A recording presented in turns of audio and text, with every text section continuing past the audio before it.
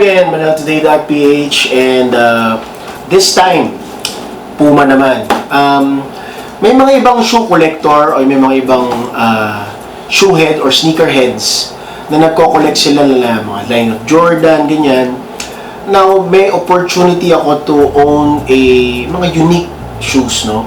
And of course, pagdating sa basketball, lagi mong nakikitang brand, nandyan yung Nike, Adidas, Under Armour. Pagdating sa basketball, parang ngayon ko lang na ulit nakita yung re-emergence ni PUMA. Okay. Now, pagdating sa PUMA, ang lagi ko naalala dito, yung kumpare natin si Ferdy Lacanlale na nasa Switzerland na ngayon. Ferdy, his dad used to work in PUMA, kaya nung time naman nagte-tennis pa kami, halos lahat ng gamit niya puro PUMA. Eh ngayon, naglabas nga si PUMA ng mga series of basketball shoes and is now being endorsed by mga young NBA players, the likes of Kuzma, si Danny Green. So right now, we will be unboxing this PUMA sneaker. Okay. Ito yung exact model na meron na ginagamit sila Danny Green. Pero I chose this color, na gold. Again, unique.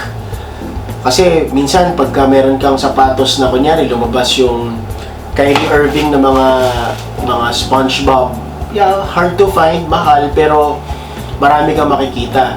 Sa ngayon, itong PUMA na ganitong model, very hard to find, very unique. Siguro, in time, ganun din ang nangyari dahil nga, even sa mga malls, department store, hindi sila nagkikerry dito.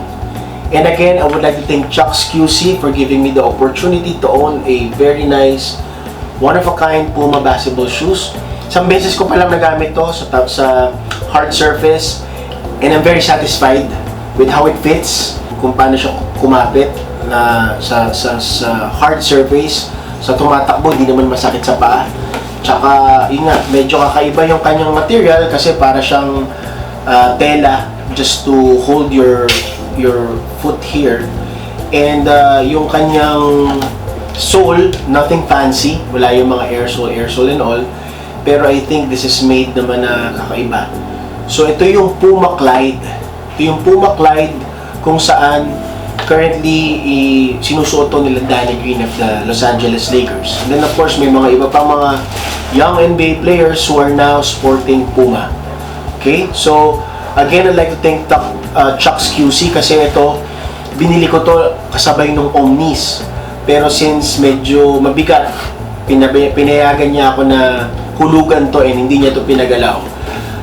Kung hahanap kayo ng mga hard to find shoes, very dependable reseller ng mga sneakers and all, Chuck's QC. Recommended. So again, this is the PUMA CLYDE.